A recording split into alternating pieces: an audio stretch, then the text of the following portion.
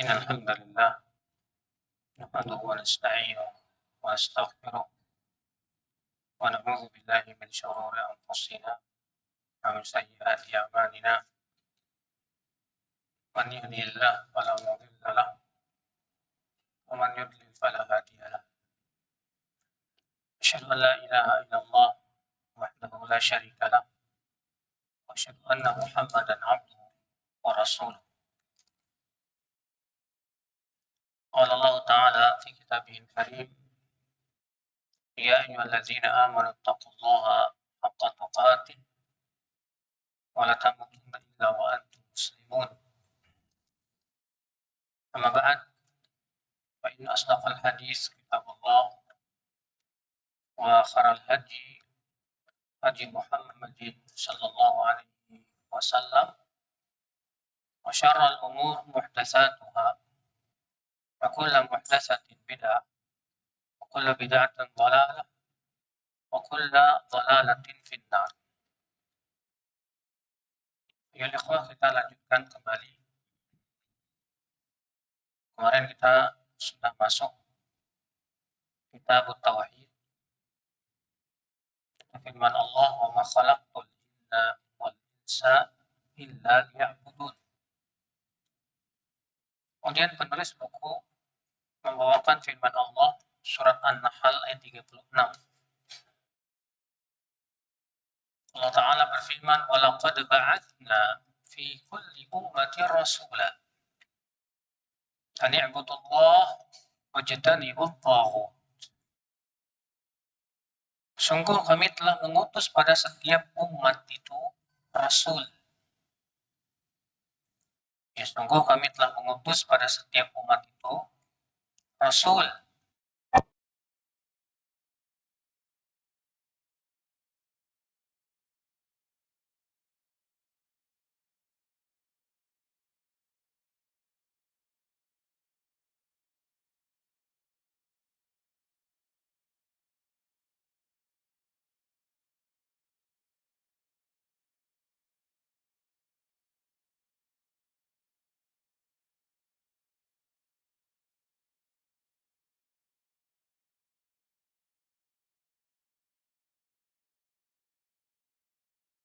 Pada Allah saja. Dan jauhi taghut. Apa itu taghut, Bang? Taghut itu dari kata tagha. Artinya melampaui batas.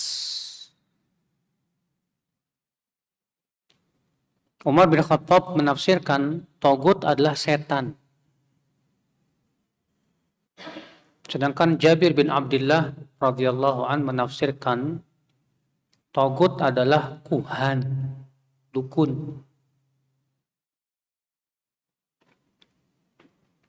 Sedangkan Imam Malik menafsirkan taghut adalah kullu ma ubida min dunillah. Semua yang disembah selain Allah. Dan ini sebetulnya tidak saling bertabrakan, Pak.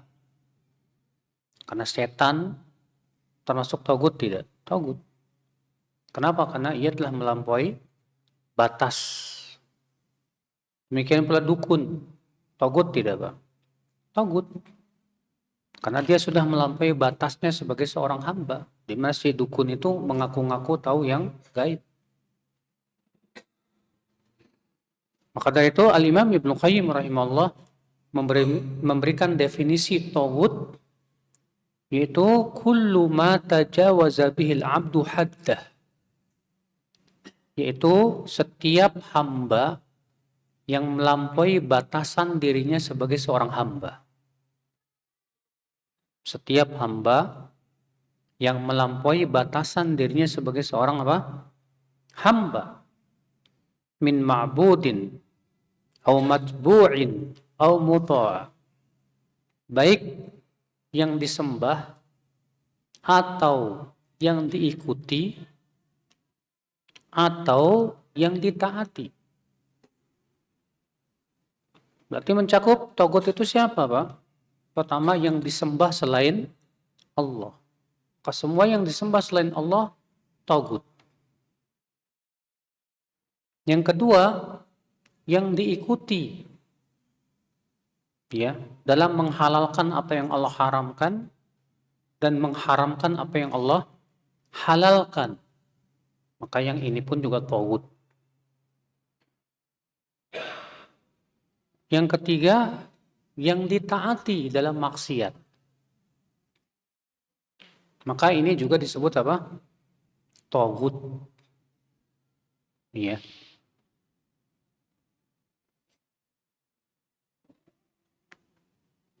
Jadi taghut ini akhwat Islam azani Allah hakikatnya ini. Ya, setiap hamba yang melampaui batasan dirinya sebagai seorang hamba. Setan, taghut. Dukun, taghut.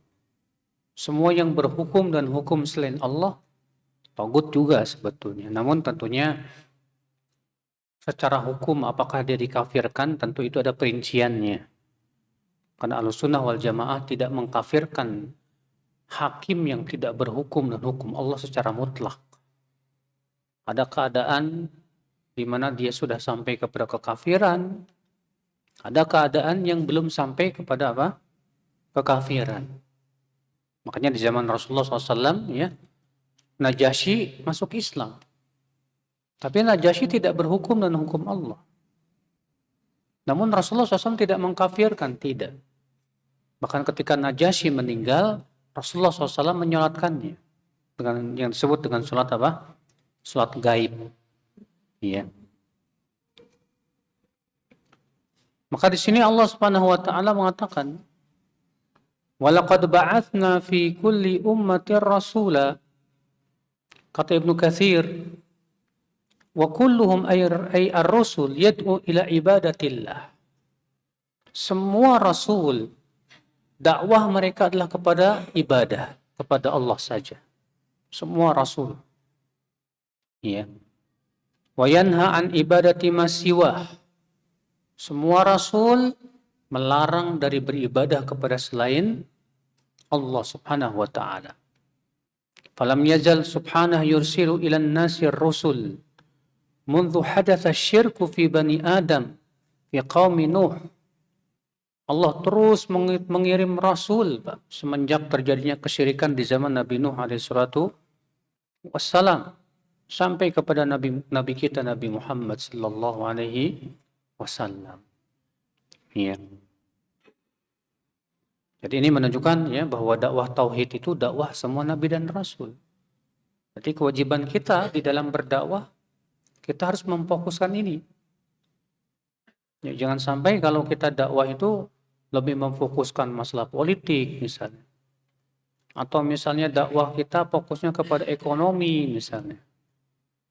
Atau dakwah kita fokusnya kepada akhlak saja. Ini semua ya akhi menyimpang dari dakwah para nabi dan rasul. Ya. Makanya tanda dakwah yang hak yaitu dakwah yang betul-betul menitik beratkan dalam masalah apa? Tauhid. Bukan berarti yang lain tidak dibahas, Pak. Yang lain dibahas ya, sholat dibahas, zakat, puasa, haji, akhlak dan yang lainnya. Akan tetapi fokusnya yang sangat dititik beratkan adalah masalah apa? Tauhid. Ya. Kemudian penulis buku membawakan firman Allah, "Wa qadha rabbuka alla ta'budu illa iyyah. Wa bil walidaini ihsana." Itu surat Al-Isra ayat 23 sampai 24. "Imma yablughanna 'indakal kibara ahaduhuma aw kilahuma fala taqul lahumā uff wa la tanharhuma wa qul lahumā qawlan karīmā. Wakhfid lahumā janāha adh-dhulli minar rahmah. Wa qur rabbirhamhumā kamā rabbayānī shaghīrā." Wa qadha rabbuka, dan Rabbmu memerintahkan. Ya, kata Ibnu Abbas, qadha artinya amara. Ya. Apa perintah Allah? Alla ta'budu illa iyyah. Itu agar kalian tidak beribadah kecuali kepada siapa? Allah saja. Wabil walidaini ihsan. Lalu yang kedua itu berbuat ihsan kepada orang tua. Ya, lihat, ternyata berbuat ihsan kepada orang tua itu, Pak, setelah tauhid. Dalam beberapa ayat Allah menyebutkan berbakti kepada orang tua itu setelah tauhid, Pak. Kenapa kata para ulama? Karena orang tua itu sebab adanya kita di dunia. Ya. Dan kata-kata ihsana, dan kepada kedua orang tua kamu hendaklah berbuat ihsan, berarti itu menunjukkan sebatas tidak menyakiti hati orang tua nggak cukup. Namun harus berbuat apa? Ihsan. Apa itu ihsan? Perbuatan baik. Ya, di sini Allah tidak menyebutkan ya akhal Islam batasan ihsan seperti apa. Dan kaidah usul mengatakan bahwa ya sesuatu yang tidak diberikan batasannya dalam syariat, maka batasan itu dikembalikan kepada uruf, adat kebiasaan. Maka yang menurut uruf itu termasuk ihsan, ya maka itu termasuk ihsan. Dengan syarat. Apa syaratnya? Syaratnya yaitu tidak melanggar syariat. Iya. Nah sekarang kalau sungkem, Pak. Sungkem itu merupakan uruf kita kan, adat istiadat kita. Cuma masalahnya apakah sungkem itu sesuai dengan syariat atau tidak. Seorang saking menghormati orang tuanya sampai ngesot, kemudian dia sampai kayak sujud gitu, Pak. Sedangkan sujud itu hanya untuk siapa? Untuk Allah Subhanahu wa Ta'ala saja. Ya. Jangankan sujud, inhina saja, ruku saja, itu nggak boleh kata para ulama. Apalagi yang sifatnya sujud. Sedangkan sujud itu hanya untuk Allah Subhanahu wa Ta'ala saja. Imma yablughanna 'indakal kibar ahaduhuma aw kilahuma. Dan apabila keduanya atau salah satunya telah tua, fala taqul lahuma uff. Maka jangan kamu katakan kepada keduanya uff. Uff itu bahasa Indonesia apa ya? Cis. Ah. Iya. Bayangkan kata-kata uff saja dilarang saat orang tua sudah tua. Kalau ada yang bertanya, Ustaz, ayat itu mengatakan kalau orang tua sudah tua atau salah satunya, jangan kamu katakan uff. Berarti kalau orang tua masih muda boleh dong. Paham nggak, Pak? Karena kan Allah mengatakan wa imma yablughanna indakal kibara ahaduhuma, apabila orang tuamu telah tua atau salah satunya, maka jangan kamu katakan apa? Uff. Sebagian orang mengatakan begitu. Berarti itu khusus kalau orang tua sudah tua, adapun kalau masih muda enggak apa-apa. Maka kita katakan mafhum mukhalafah ini tidak bisa diterima. Mafhum mukhalafahnya tidak bisa apa? Diterima. Iya. Karena ucapan uff ilatnya adalah menyakiti hati orang tua dan itu tidak dikhususkan saat dia tua. Kenapa Allah menyebutkan saat dia tua? Karena kalau sudah tua itu Pak biasanya dia lemah, sensitif. Ya. Bukan berarti ketika masih muda orang tua kita boleh kita kemudian mengucapkan kata uff. Wala tanharhuma, dan jangan kamu bentak keduanya. Ya. Wa qul lahuma qawlan karima, dan ucapkan kepada kedua orang tuamu itu ucapan yang mulia. Hai layyinan thayyiban biadabin wa tauqir. Artinya lembut, ucapannya santun, dengan adab dan rasa hormat. Iya. Lalu Allah mengatakan wakhfid lahuma janahadz dzulli minar rahmah. Dan rendahkanlah sayap ketawaduan sebagai kasih sayang. Tawadu' lahuma, artinya tawadu'lah kamu sama orang tua kamu. Jangan sampai kita merasa sombong sama orang tua hanya karena kita kaya raya misalnya dan yang lainnya. Wa qur rabbirhamhuma kama rabbayani shaghira, dan ucapkanlah, ya Rabb, sayangilah keduanya sebagaimana keduanya telah menyayangiku semasa aku masih kecil. Iya. Ini menunjukkan anjuran untuk mendoakan orang tua. Rasulullah SAW bersabda, "Idza mata ibnu Adam inqata'a anhu sa'iru amali illa min thalath." Ya, idza matal insan, apabila seorang insan meninggal dunia, maka terputus seluruh amalnya kecuali dari 3. Di antaranya apa? Waladun shalihun yad'u lahu. Anak soleh yang mendoakan. Apakah berarti, Pak, selain anak soleh doanya nggak sampai? Karena kan disebut dalam hadis itu, apabila seorang insan meninggal dunia, maka seluruh amalnya terputus kecuali apa? 3. Di antaranya anak soleh yang mendoakan. Apakah bisa dipahami dari hadis ini bahwa selain anak soleh doanya nggak sampai?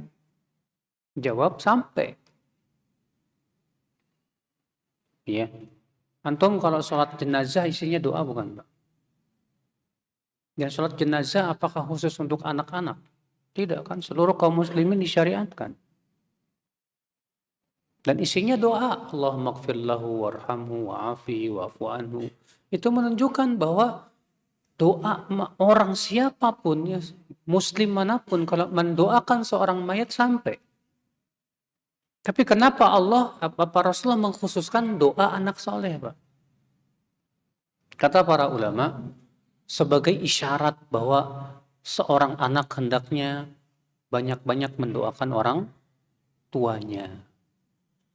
Itu sebagai bakti kepada orang tua kita yang sudah meninggal dunia. Disebutkan dalam hadis, ya, bahwasanya Rasulullah SAW sa'idal mimbar. Rasulullah SAW naik mimbar. Faqal, lalu Rasulullah berdoa, amin, amin, amin. Faqalu ya Rasulullah alama amanta. Maka mereka bertanya, ya Rasulullah, apa yang kau aminkan? Qala atani Jibril. Tadi Jibril datang kepadaku, kata Rasulullah. Faqala ya Muhammad, ragima anfum ri'in dzukirta indah falam yusalli alaik. Qul amin. Faqultu amin. Lalu Jibril berkata, hai Muhammad, semoga terhina orang yang disebutkan engkau di sisinya tapi tidak bersalawat. Tidak apa? Tidak bersalawat. Ucapkan amin. Maka Rasulullah bersabda, amin. Kemudian Jibril berkata lagi, ragima anfum ri'in dakhala alai syahru Ramadan thumma kharaja falam yughfar lah. Semoga terhina orang yang masuk bulan Ramadan kemudian keluar dari bulan Ramadan dalam keadaan tidak diampuni oleh Allah. Katakan amin. Maka Rasulullah mengatakan apa? Amin. Kemudian malaikat Jibril berkata lagi, raghima anfum ri'in adraka abawaih au ahadahumal kibar falam yudkhilahul jannah. Dan semoga terhina orang yang mendapatkan kedua orang tuanya atau salah satunya yang sudah tua, namun tidak memasukkannya ke dalam surga. Katakan amin. Maka kemudian Rasulullah bersabda, amin. Bayangkan, Pak, yang mendoakan sebaik-baik malaikat dan yang mengaminkan sebaik-baik manusia. Ini subhanallah, ya, ancaman bagi mereka yang punya orang tua ternyata tidak memasukkan ke dalam surga akibat kita tidak berbakti kepada mereka.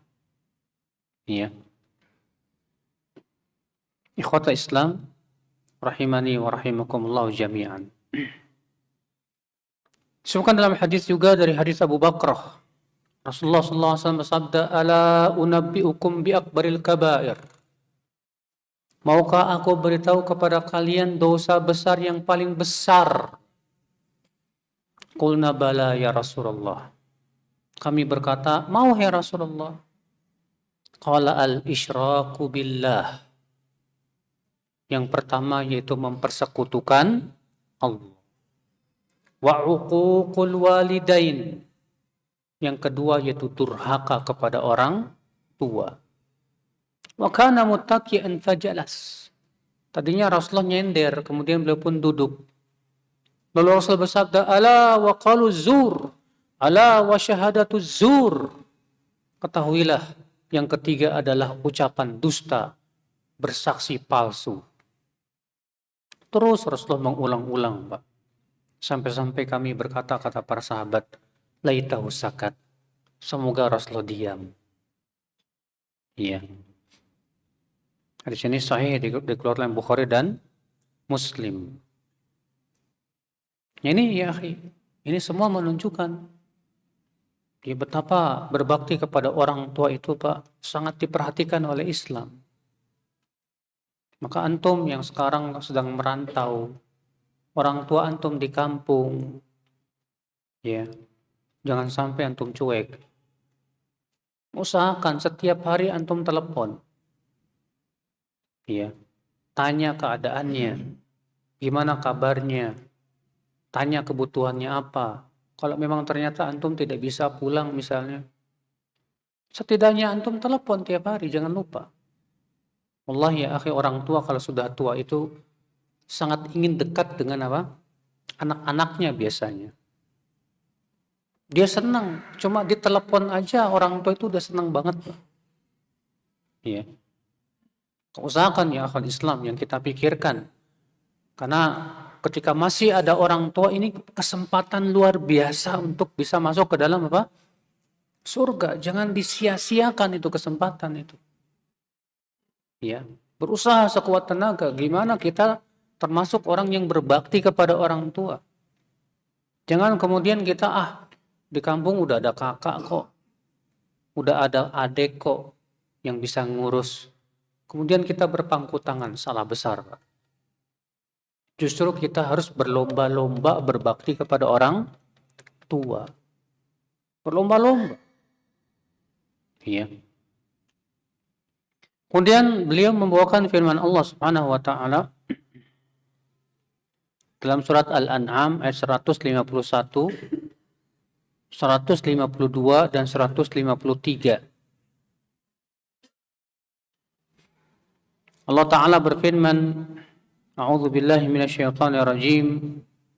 Qul ta'alu atlu ma harrama rabbukum 'alaikum alla tusyriku bihi syai'an wa bil walidaini ihsana wa la taqtulu auladakum min imlaq nahnu narzuqukum wa iyyahum wa la taqrabul fawahisha ma dhahara minha wa ma batan wa la taqtulun nafsa allati harramallahu illa bil haqqi ya dzalikum wassaqum bihi la'allakum ta'qilun. Katakanlah, kemarilah. Aku akan bacakan apa yang Allah haramkan atas kalian. Yang pertama, jangan kalian sekutukan Allah sedikit pun juga. Dan hendaklah kalian berbuat ihsan kepada orang tua kalian. Dan jangan kalian membunuh anak-anak kalian karena takut miskin. Kami yang memberi rezeki. Ya. Itu tolong Pak anak-anaknya Pak, jangan sampai ganggu Pak. Kami yang memberikan rezeki kepada kalian dan kepada mereka. Dan jangan kalian mendekati perbuatan zina, fahisyah, baik yang tampak maupun yang tersembunyi. Dan jangan membunuh jiwa yang Allah haramkan kecuali dengan hak. Itulah yang Allah perintahkan agar kalian menjadi orang-orang yang berakal. Wala taqrabu malal yatimi illa billati hiya ahsan hatta yablugha ashuddah. Wa awful kaila wal mizana bil qist. La nukallifu nafsan illa wus'aha. Wa idza qultum fa'dilu walau kana dha qurba. Wa bi ahdillahi awfu. Dzalikum wasaqum bihi la'allakum tadhakkarun. Dan jangan kalian mendekati harta anak yatim kecuali dengan cara yang lebih ahsan, yang lebih baik. Sampai anak yatim itu telah dewasa. Dan timbanglah dengan lakukanlah timbangan dan takaran itu dengan penuh keadilan. Artinya jangan dikurang-kurangin, Mas. Kalau dilebihkan nggak masalah. Dan kami tidak membebani jiwa kecuali sesuai dengan kemampuan. Artinya kalau kita udah nimbang semaksimal mungkin supaya tidak kurang, ya, dan sudah berusaha sekuat tenaga, qadarullah ada kekurangan. Padahal kita sudah berusaha sekuat tenaga, bahkan kita berusaha untuk lebihkan. Maka yang seperti ini Allah maafkan, yang di luar kemampuan kita. Ya. Wa idza qultum fa'dilu, dan apabila kalian berbicara hendaklah bersikap adil. Walaupun kepada karib kerabat sendiri. Dan kepada janji Allah hendaklah kalian laksanakan. Yang demikian itu yang Allah perintahkan kepada kalian agar kalian mau ingat. Ya. Wa anna hadza sirati mustaqiman fattabi'uhu wa la tattabi'us subula fatafarraqa bikum an sabilihi dzalikum wassaakum bihi la'allakum tattaqun. Dan inilah jalanku yang lurus, maka ikutilah. Dan jangan kalian ikuti jalan-jalan yang lainnya. Niscaya jalan-jalan yang lain itu memecah belah kalian dari jalan yang lurus. Itulah yang Allah perintahkan agar kalian menjadi orang-orang yang bertakwa. Ini akhi, 10 wasiat Rasulullah sallallahu alaihi wasallam. Iya. Yang wajib betul-betul kita perhatikan 10 perkara ini. Ya, kita akan bahas satu persatu. Wasiat yang pertama yaitu jauhi syirik.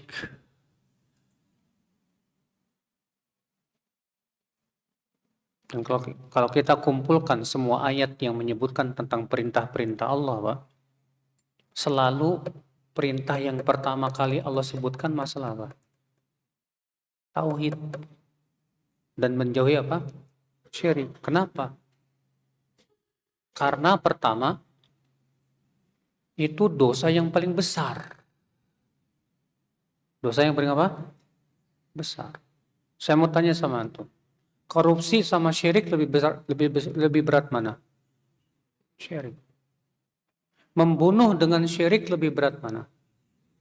Syirik. Makan riba dengan syirik lebih berat mana? Syirik. Sekarang saya mau tanya sama antum. Kalau ada orang yang merayakan perbuatan zolimnya, misalnya dia berhasil korupsi. Dia berhasil korupsi sebanyak 1 triliun. Lalu dia merayakannya. Antum mau nggak mengucapkan selamat? Hah? Selamat ya atas keberhasilan korupsimu. Mau nggak? Kalau ada orang yang berhasil membunuh orang, antum mau nggak ngucapin selamat sama dia? Selamat ya, kamu berhasil membunuh orang. Sekarang kalau ada orang yang merayakan kelahiran Tuhan, masa antum mau mengucapkan selamat? Itu syirik, Mas. Syirik lebih berat daripada pembunuhan, daripada apa? Maka saya heran, Pak, sebagian orang mengatakan gak apa-apa mengucapkan selamat hari raya, ya Natal misalnya atau yang lainnya. Kita katakan, akhi, hari raya Natal itu apa sih? Intinya, Natal itu kan kelahiran. Kelahiran siapa? Nabi Isa.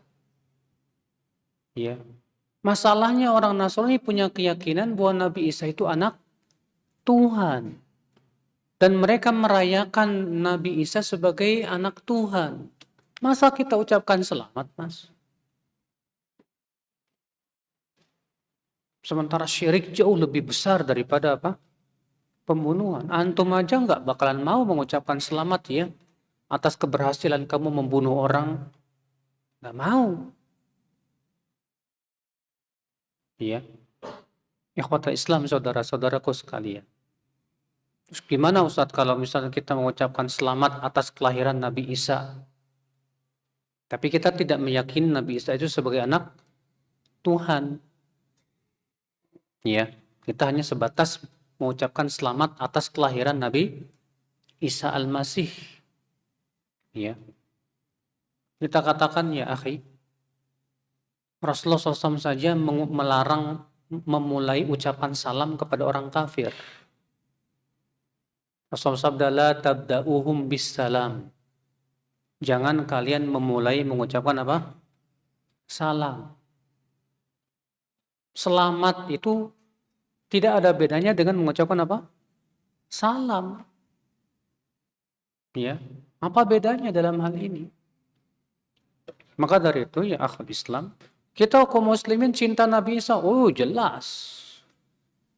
Kita gembira dengan kelahiran Nabi Isa. Oh jelas.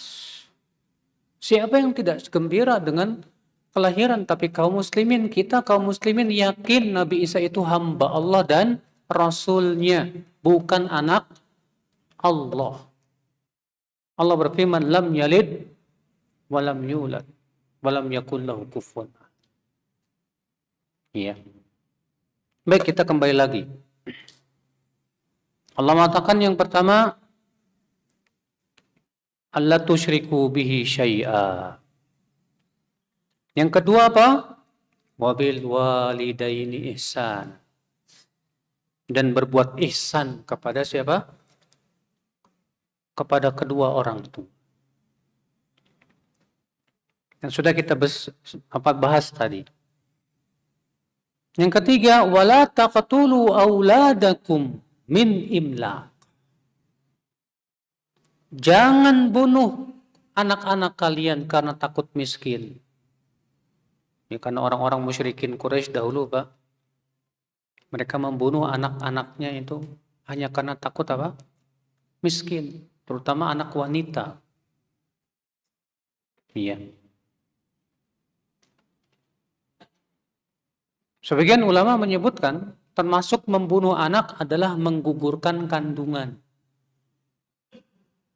Menggugurkan apa? Kandungan, apalagi kalau kandungan itu sudah ditiupkan padanya ruh. Ditiupkan padanya apa? Ruh. Ya. Kemudian yang keempat, di sini Allah menegaskan, nahnu narzuqukum wa iyyahum. Kami yang memberikan kepada kalian rezeki dan kepada mereka. Artinya Pak, jangan khawatir banyak anak jadi miskin, jangan. Kan sebagian orang menganggap kalau banyak anak itu nanti miskin katanya. Allah tegaskan apa? Kami yang ngasih rezeki, bukan kalian. Kami yang ngasih rezeki, kalian Allah yang ngasih rezeki. Anak-anak kita juga siapa yang ngasih rezeki? Allah.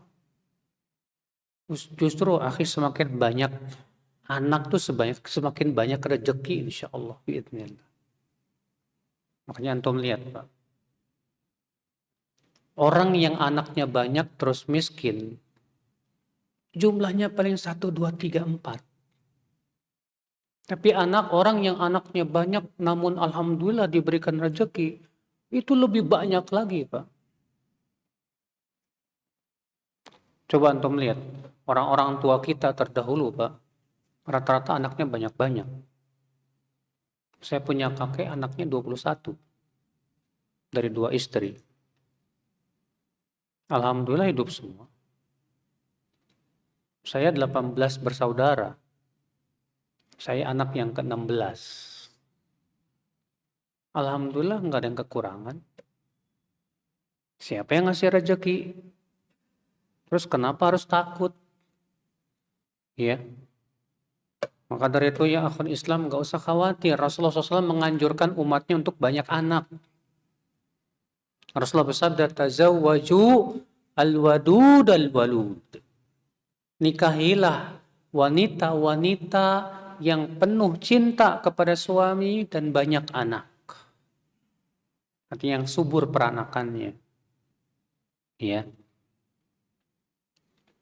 Kemudian yang selanjutnya, wala taqrabul fawahish ma dhahara minha wa ma batan. Dan jangan kalian mendekati fahisyah. Al-fawahish di sini ya kata Ibnu Athiyah wahyal ma'asi, itu semua maksiat. Namun fahisyah biasanya dimutlakan untuk zina. Tapi masuk di dalam fahisyah dalam ayat ini ya semua maksiat.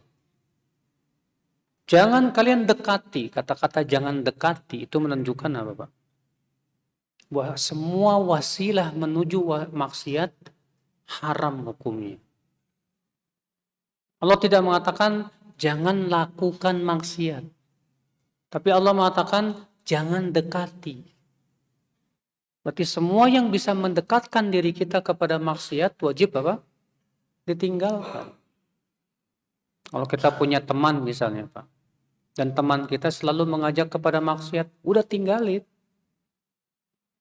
Ya. Kita punya lingkungan misalnya. Lingkungan kita ini selalu membuat kita jatuh kepada maksiat, wajib hijrah. Kita punya HP misalnya. HP kita ini selalu membuat kita jatuh ke maksiat. Udah ganti pakai Nokia pisang. Yang cuma buat SMS sama telepon doang selesai.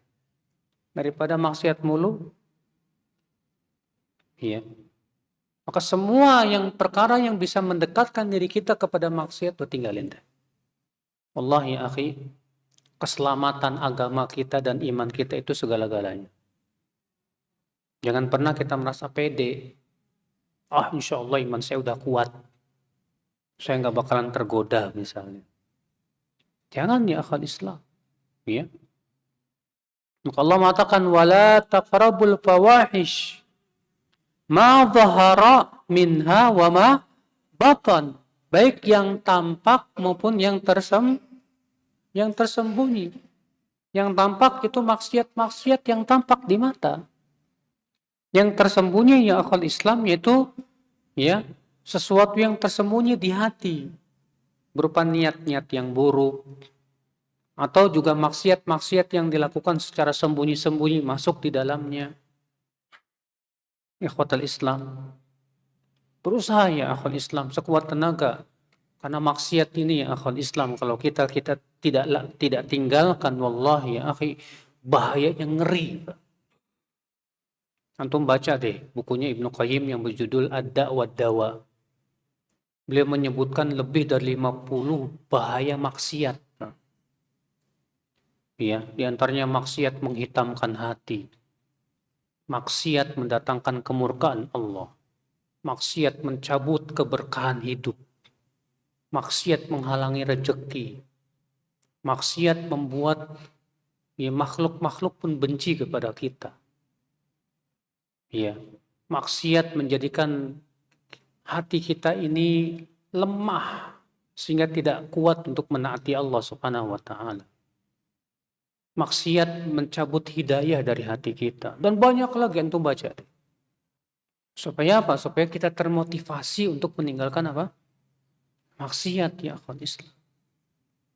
Ya, jangan pernah merasa aman dari maksiat. Sekecil apapun maksiat jangan pernah kita remehkan.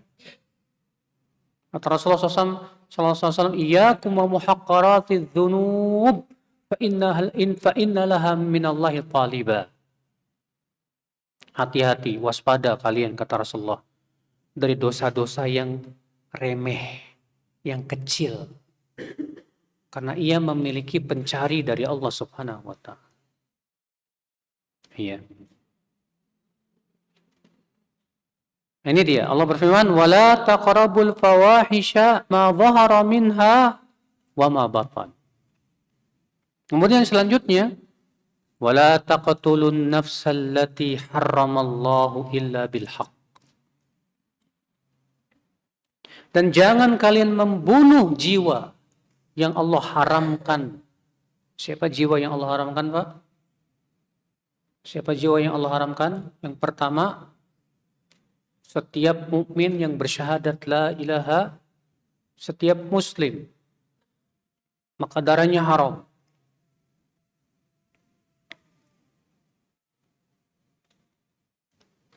Yang kedua, orang kafir yang tidak boleh dibunuh dalam syariat karena dia misalnya kafir zimmi, atau kafir mu'ahad, atau kafir musta'man. Maka tiga jenis kafir ini tidak boleh dibunuh. Iya. Udah masuk isya ya? Baik. Fadhal, adzan dulu. Setelah adzan, tanya jawab ya. Yang mau bertanya silakan dicatat. Nah.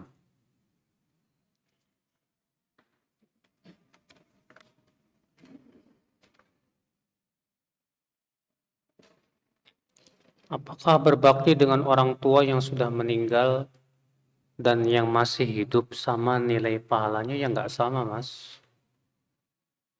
Berbakti kepada orang tua yang masih hidup itu yang sangat dianjurkan dalam Islam. Makanya ayat-ayat tegas mengatakan begitu. Imma yablughanna indakal kibaru ahaduhuma aw kilahuma. Apabila keduanya telah tua atau salah satunya, tuh lihat. Demikian pula hadis, semoga terhina orang yang mendapatkan orang tuanya, ya, tapi tidak memasukkannya ke dalam, kata Nabi, semoga terhina orang yang masih mendapatkan orang tuanya hidup. Dalil-dalil menunjukkan bahwa berbakti kepada orang tua kepada saat dia masih hidup itu jauh lebih agung. Banyak orang, Pak, menyesalnya setelah meninggal. Setelah meninggal baru nyesal. Aduh dulu. Emang dulu kemana aja? Iya.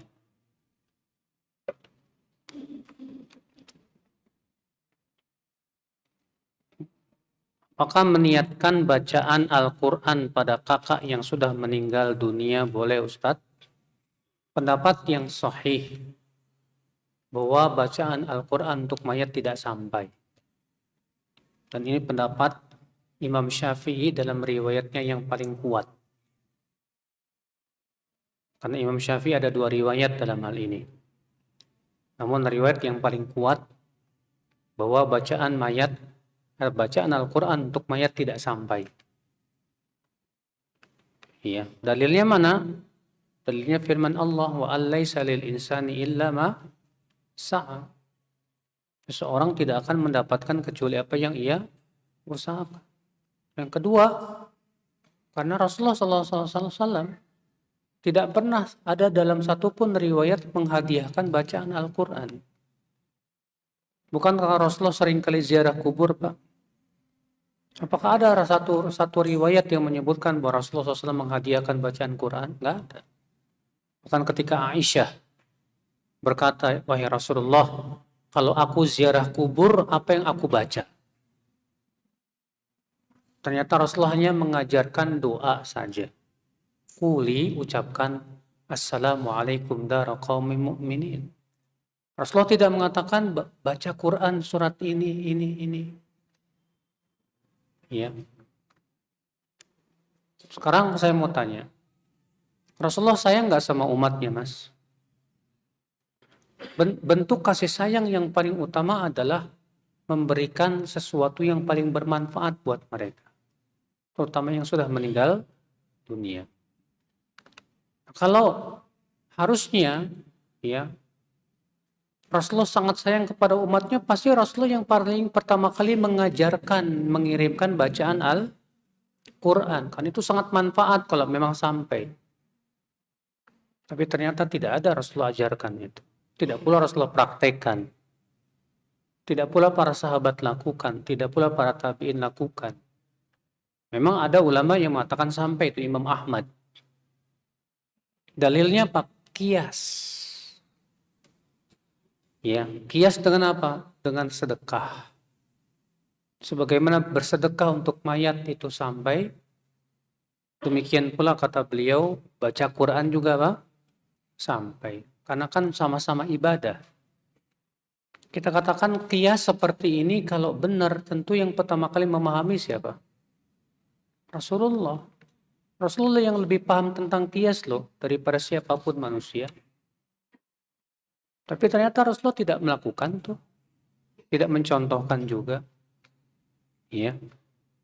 Allahu a'lam.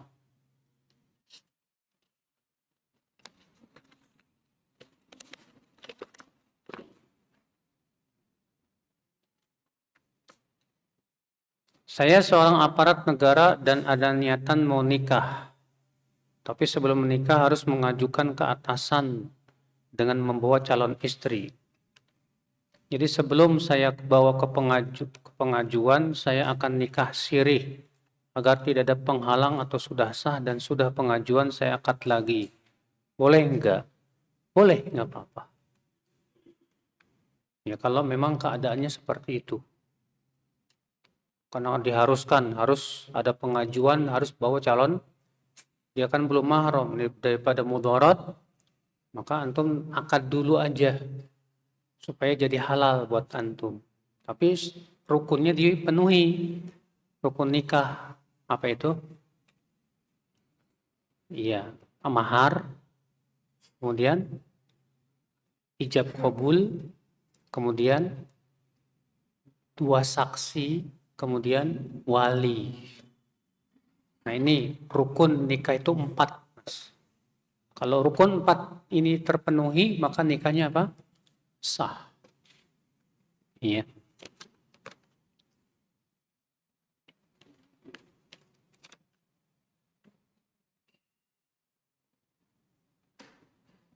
Poin yang keenam, jangan mendekati harta anak yatim. Ketika orang tua meninggal, tapi ada ahli waris yang tidak mau membagi warisan orang tua.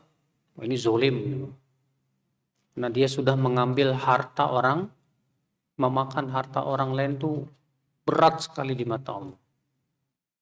Seiring berjalannya waktu, ada 2 anak yang meninggal sedangkan dia belum mendapatkan warisan. Orang tua dan mempunyai anak cucu. Apakah harta warisan yang belum dibagi tersebut ada harta anak yatim tersebut? Iyalah. Karena kan masalahnya bapaknya belum dapat. Paham tidak, Pak? Bapaknya kan harusnya dapat warisan dari bapaknya lagi kan. Cuma masalahnya ditahan, nggak boleh dibagikan. Akhirnya bapaknya meninggal, ada anaknya. Yang seharusnya kalau bapaknya dapat warisan itu jadi harta si bapak yang harus diwariskan kepada anaknya. Iya.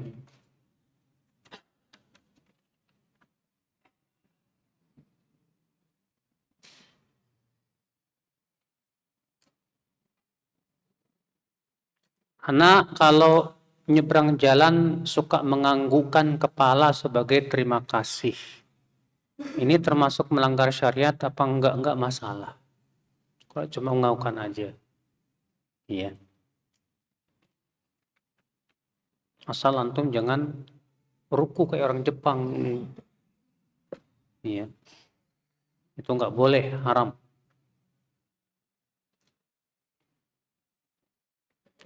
Apabila ada orang tua yang memperlakukan anaknya saat kecil tidak baik alias berlaku kasar, Lalu apakah sang anak saat besar tetap berdoa untuk orang tuanya? Iya. Karena kan di situ sayangilah mereka sebagai mereka menyayangiku semakin kecil. Sementara waktu itu dia nggak sayang sama saya. Gimana itu?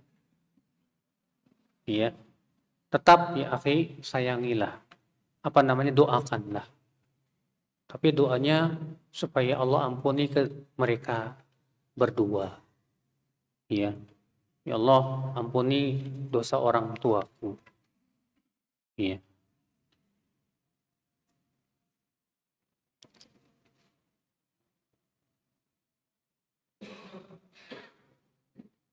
Ibu saya mengamalkan ibadah berdasarkan Quran dan hadis.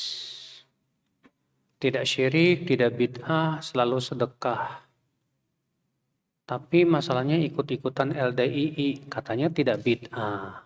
LDII bid'ah, Mas. LDII ini bid'ahnya khawarij lagi. Mengkafirkan yang di luar kelompoknya. Ya. Jadi gimana? Diluruskan, dinasehati. Hubungi itu, banyak Pak. Mantan-mantan LDII itu banyak banget alhamdulillah. Saya kemarin waktu ke Surabaya, saya ke Lamongan ya, dipertemukan dengan orang tertinggi di LDI kedua yang sudah taubat. Iya. Diceritakan itu semuanya, Masya Allah. Alhamdulillah. Banyak, Alhamdulillah yang sudah paham dan sadar. Nah, coba sampaikan kepada ibu, apa kesesatan-kesesatannya.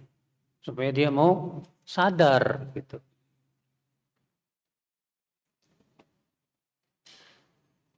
Bagaimana cara berbakti kepada orang tua yang berbeda agama? Allah tetap menyuruh untuk bersikap baik dan mempergaulinya dengan baik. Allah berfirman, "Wa in jahadaka 'ala an tusyrika bima laisa laka bi 'ilmun fala tuti'huma wa shahibhuma fid dunya ma'rufa." Apabila keduanya memaksa kamu untuk mempersekutukan Allah, jangan taati, tapi tetaplah pergauli keduanya dengan akhlak yang baik. Lihat betapa agungnya Islam ini, Pak. Ya, walaupun agamanya beda dengan kita, dia Nasrani misalnya, tetap kita diwajibkan berbuat apa? Baik sama orang tua kita. Kecuali satu, dalam masalah agama, lakum dinukum waliyadin. Ini masalah duniawi saja.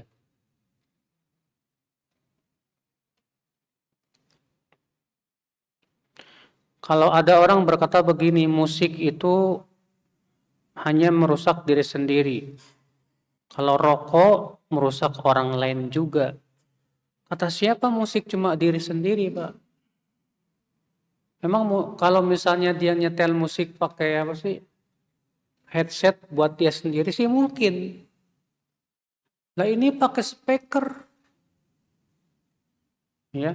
Semua orang dia pengen semua orang dengar musik. Orang lagi ibadah keganggu. Ya, dan yang lainnya.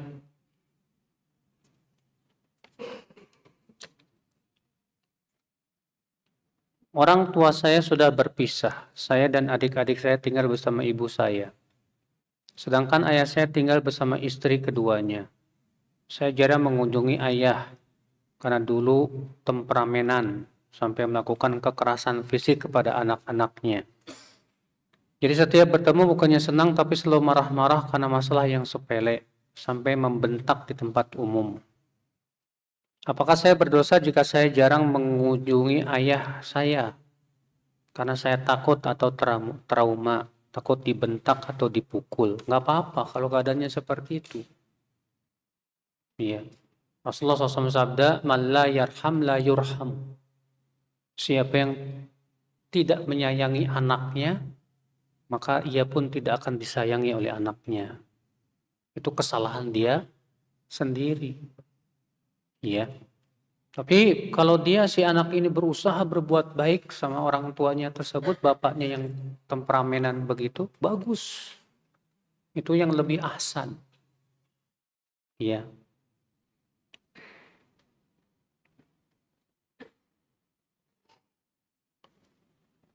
Ada pernyataan ulama yang mengatakan adab dulu sebelum ilmu. Tadi Ustadz katakan dakwah tauhid itu nomor 1. Sekarang adab yang paling agung itu adab terhadap Allah, Pak. Adab yang paling agung adab terhadap siapa? Allah Azza wa Jal. Jadi tidak bertabrakan. Yang dimaksud oleh para ulama adab dulu itu umum. Dan yang paling agung adalah adab kepada siapa? Allah Azza wa Jal. Ya.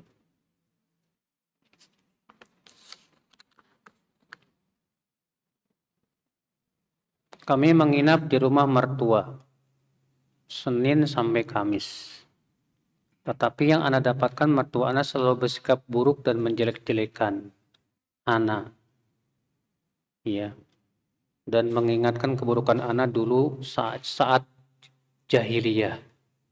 Zaman jahiliyah. Zaman jahiliyah itu apa sih, Pak? Akhi, yang harus antum pahami disebut zaman jahiliyah kalau dulu kita sebelum Islam. Adapun dulu sebelum ngaji, belum paham sunnah, tidak boleh disebut zaman jahiliyah. Ya. Tapi bilang sebelum saya dulu mengenal sunnah begitu. Karena seseorang yang sudah muslim itu tidak boleh disebut apa? Jahiliyah, tidak boleh. Iya.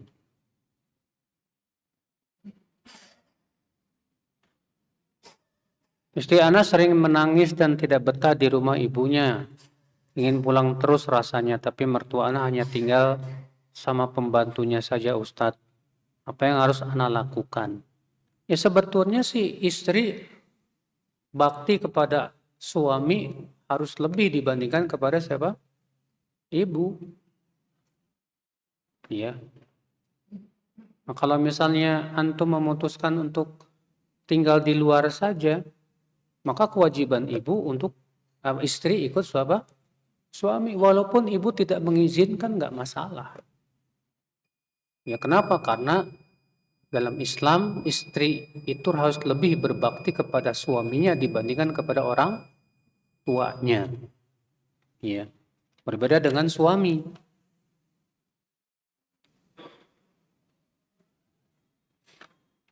Apakah doa untuk orang tua Rabbik firli wali walidayya warhamhuma kama rabbayani shaghira ada hadisnya. Ini gabungan 2 ayat, Mas. Ya, yang pertama Rabbik firli wali walidayya. Itu dalam surat apa? Nuh. Rabbik firli wali walidayya waliman dakhala baitiya mu'mina walil mu'minina wal mu'minat. Yang kedua, potongan ayat Rabbirhamhuma kama rabbayani shaghira. Nah, kemudian dijadiin satu. Ya, enggak ada hadisnya. Jadiin satu jadi Rabbik firli wali walidayya warhamhuma kama rabbayani. Secara lengkap begini enggak ada hadisnya dari Rasulullah SAW. Tapi itu gabungan 2 ayat sebetulnya. Boleh diamalkan nggak masalah. Ya. Anak ingin menikah dengan akad nikah antara ikhwan dan akhwat. Maksudnya gimana ini?